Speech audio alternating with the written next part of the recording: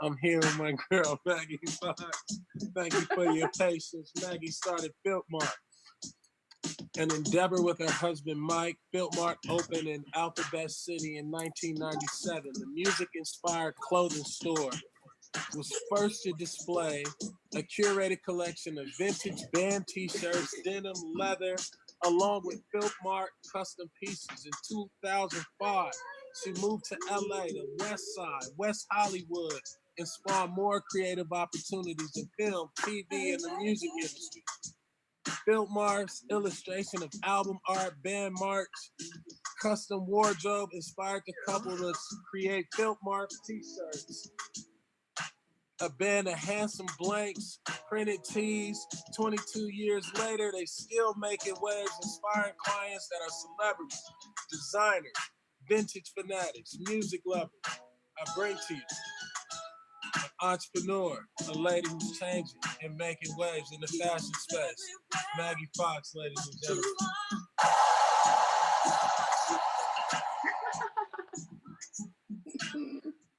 Hi. What's happening? Not much. I have to be my own DJ right now. I like it. Usually it's a bigger production. How are you? I'm good. How are you? I'm good. I'm staying safe. Nice. How's the sound? We're good? Yeah, we're good. Good. So kicking it off, welcome to Business Inside the Game. You know, Business Inside the Game is a platform where we talk to entrepreneurs who are, you know, creating their own path, making waves, and allowing them to have a platform to really talk about, you know, how, you know, they transition from one business to the next as entrepreneurs, and, you know, always being able to impart, you know, our audience with some advice. So I'm happy to have you. I am a fashion geek myself, Nice. and I want to get into it. So why don't you take the stage and just talk about Filth Mart and, you know, how you created it, the origin story, how it came to be, and your background. All right. Well, Filth Mart opened in 1997, 1,000 years ago. And my husband, Mike, actually opened Filth Mart. And then at the time I was a stylist, and I would go into Filth Mart to pool for different gigs I was doing. And I just loved it. The whole space, him, the vibe, everything was just completely up my alley.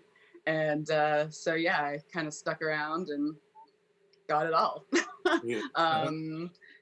And I was freelance at the time, so didn't have, you know, a corporate kind of job. And I was just doing all sorts of things. I would shoot videos. I would do like TV ads, things like that. There was no internet back in the day, so it was a lot different. There was no self-promotion, things like that. It was a lot harder to, you know, there was a grind. And so when Mike and I got together, I really fell in love with the whole idea of having a retail space, a place that you could create things and put them out there and get the gratification of having people come in and react to them. And it would be a great test as to what you could, you know, make more of, or maybe that didn't go so well and stuff like that. So it was the first time that I ever had that kind of feedback and gratification for stuff that I was working on. It's great. Yeah. Now talk about the name. Where did the name come from? Filth Mart. So at the time, the East Village, it was, you know, a different scene. Everybody that was there, that lived there, they were artistic, they were counterculture, and it's filthy. It was a filthy place, you know. Yeah. There was a squat across the street from Filth Mart, and so it was just a culmination of all those things. And like the chicks, you know, it's like if a chick was dressed hot, she kind of looked filthy. Yeah. You know, it's like we're kind of filthy. Yeah. And so that's Filth Mart. I love it. Now, you know, talk about, you know, you were styling and as a stylist, and a lot of stylists now are, you know, making waves in the fashion, you know, the Virgil Ablohs, the Jerry Lorenzos, you know, a lot of people like that. Talk about like styling and fashion in like 1997, right? What did that look like? And how hard was it? Because you don't have this digital age, how hard was it to like create, your brand, and how did you go about doing that? Um, Mine was interesting because I did a lot with vintage as a stylist, Mm-hmm. and that wasn't a lot of people weren't doing that at the Uh-huh. time. Um, I grew up in this really small town in Pennsylvania in the mountains, and there were already people like in New York. There were vintage stores. People Yeah. knew what thrifting was and stuff like that. But back home, it was a different story, and you could go there and hit up the Goodwills and stuff and just make a killing. There was Yeah. such cool shit there. And I would go home and, for like $25, I would leave Pennsylvania with a full closet full of stuff that then I could use for shoots. And Uh-huh. it would be super authentic and super unique because it wasn't something that people were finding in a store. And Yeah. so I did this whole thing where I kind of made my brand as a stylist, as somebody that would put together just super unique looks out Yeah. of vintage. And so that was great. That was a great thing for me. It made me a little bit of a niche. Yeah. And then talk about like the transition. What made you decide to transition from New York, right? Right. The filthy capital of to LA Well, and West Hollywood. Well, it was New York cleaning up, really. Mm-hmm. The neighborhood that Filth Mart was in was gentrified in kind of a weird direction for us. It became, condos were going up where,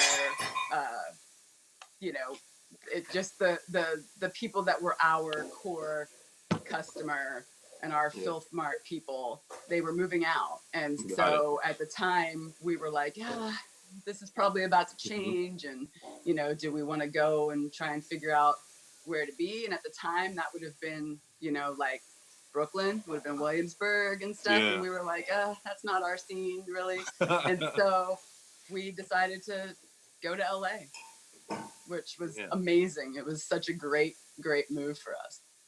And did that open up? Did that allow you to kind of like open up the business? Mm-hmm. What did that change look like for you coming to LA? Well, at first it was a shock. Yeah. it was a weird shock personally, but for the business it was great because it's a lot of our customers were the same people. They're kind of bi-coastal to begin with. Yeah.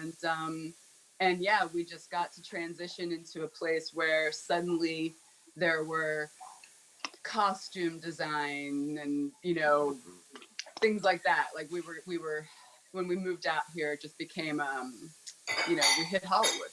We often were pulled for movies and the whole sort of like making custom things became a real opportunity for us, we were stoked on that. That's fine. Yeah, because we work well in that space. My husband and I, we work well together in that way, creating things. Yeah. Now talk about like working with your husband and building this business with your husband. How is that? And what are the key ingredients of key ingredients? Yeah.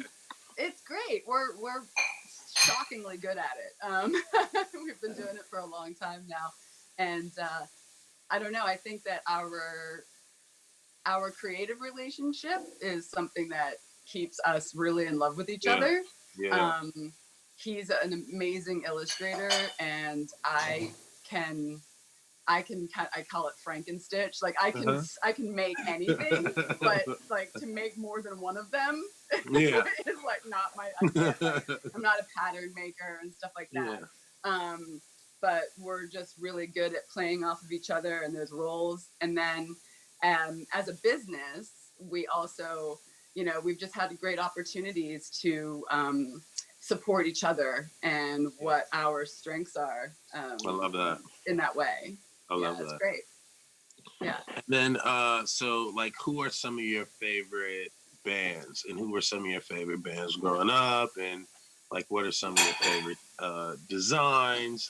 Are like some of your favorite finds. Tell us a little bit all that about kind of stuff. Well, let's see. One of my favorite bands right now is the Black Pumas. Do you know them? No, Out of no. Austin. Oh, I gotta write that down. They're great. They're they're kind of like how would you describe them? Like a soul, but like psychedelic soul kind of. Okay. A little rock in there. They're super good. I love them. I'm writing this down, taking notes. Black Pumas, and what else? But we've been playing them a lot during this downtime, if you will. Yeah. But like I said, I love country music. Okay. I love Willie Nelson, Dolly Parton, the old school country people. That's big for me. And then, I grew up on metal. Yeah. No, for sure. And so that was those kind of things really inspired me. That was like inspired you. Yeah, I was gonna say, is that what inspired you? That kind of. Oh yeah, my whole style, my whole steez is like parking lot outside rock and roll show. Concert parking lot vibes. Oh yeah, full on dirt bag. That's my thing. Did you ever see what's that documentary? Heavy Metal Parking Lot. No. I gotta write this down it's too. It's so good.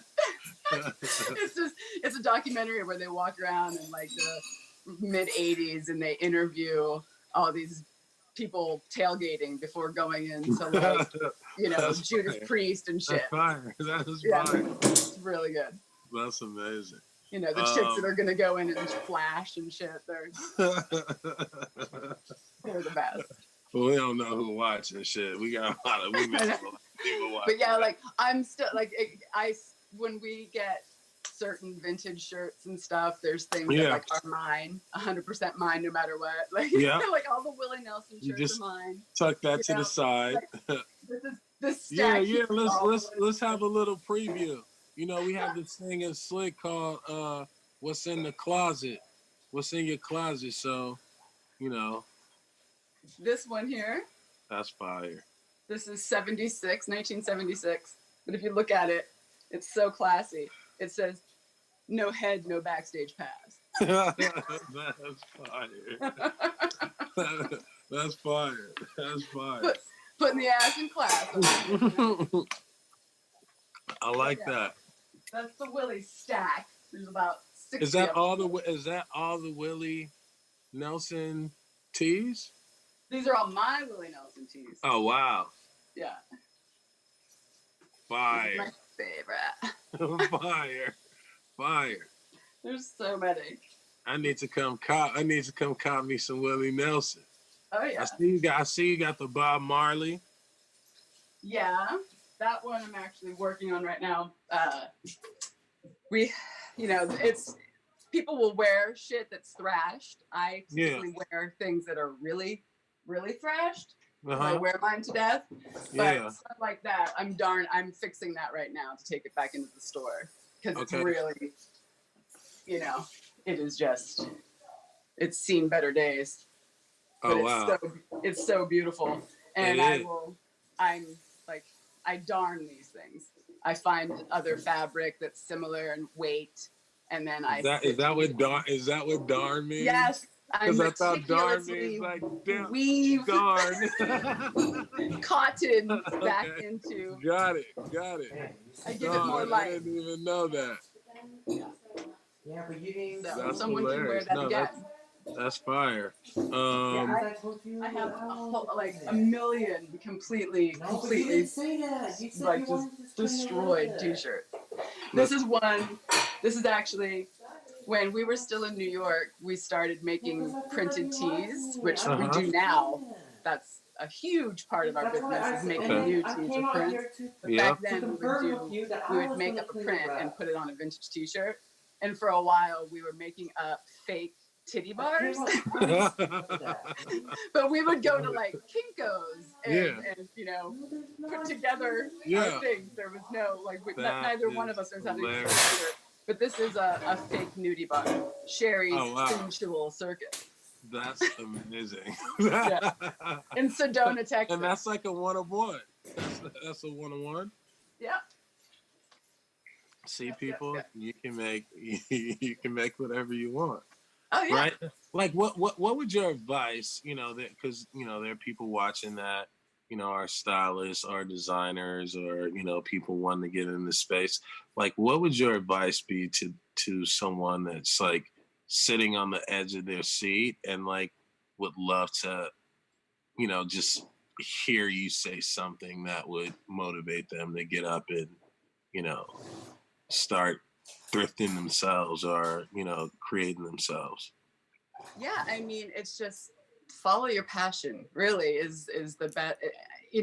I don't have a choice in what I do. It's just something that I can't stop doing, like I was always a creative kid. But then to put it into like the business space, is just, I don't know, like you put yourself out there, and you have to be unafraid, and you have to be willing to fall and get back up and continue to try, because there's a ton of times that you're gonna feel like that it's not worth it, that it's too hard, things like that, but it in the end it pays off, I think. Because you feel good,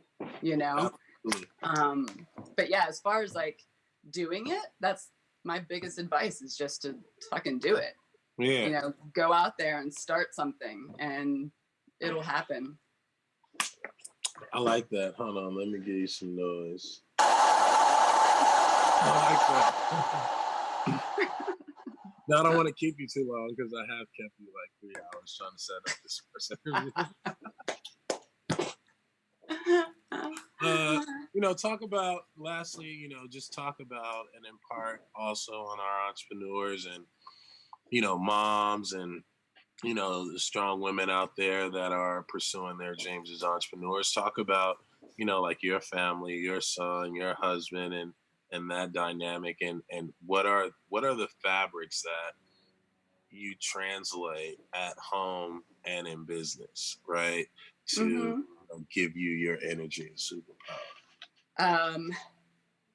Honesty, straightforwardness, you know what I mean? Like you just kind of at home with my son, it's the same thing. It's just kind of like, believe in yourself, be yourself, be an individual. That's the biggest thing, I think, is that you just can't care what anyone says or thinks about what you're doing. You have to be doing it for you, and hopefully you're doing it for your people.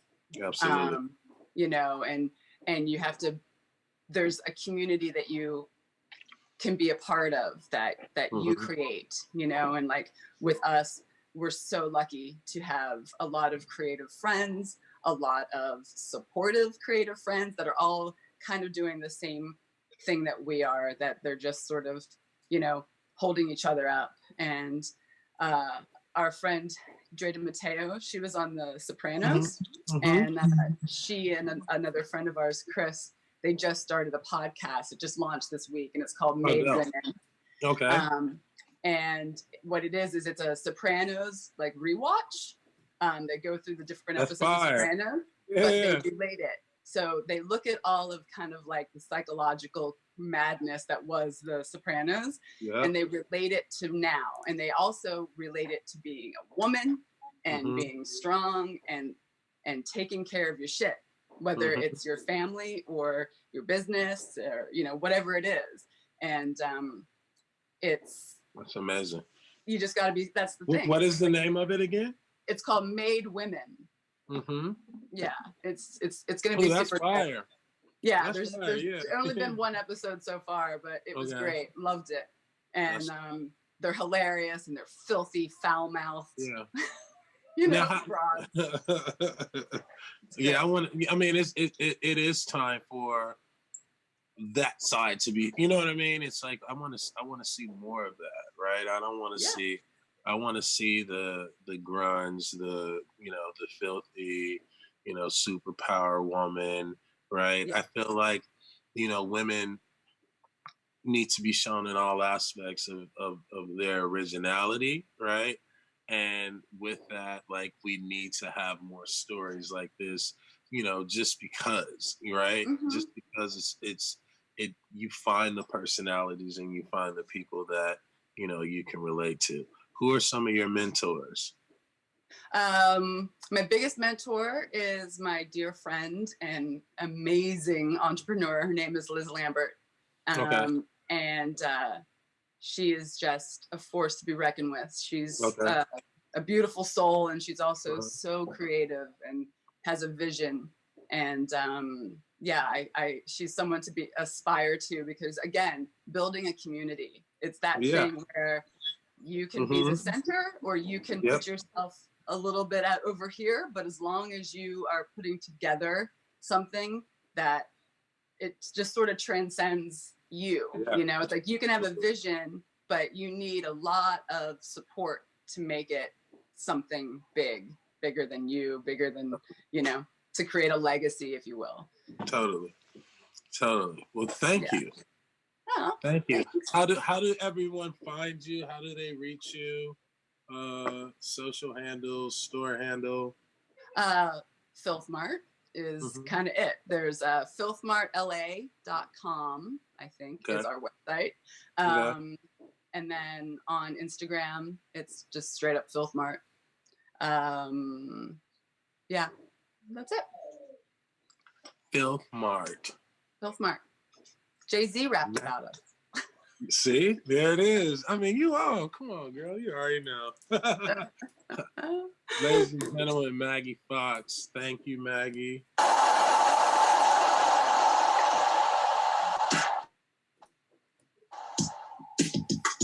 Appreciate you rocking with us. Business is back again. I don't want to keep you no longer. But no, we appreciate you. Thank you for having me. I'm coming to the store as soon as we get out of these quarantine times. But I will be on the website checking it out. Yeah. And I got some ideas. All right. I like it. I got some ideas. We'll make a shirt. Thank you. I really appreciate it. Let's do it. Thank you. Cheers.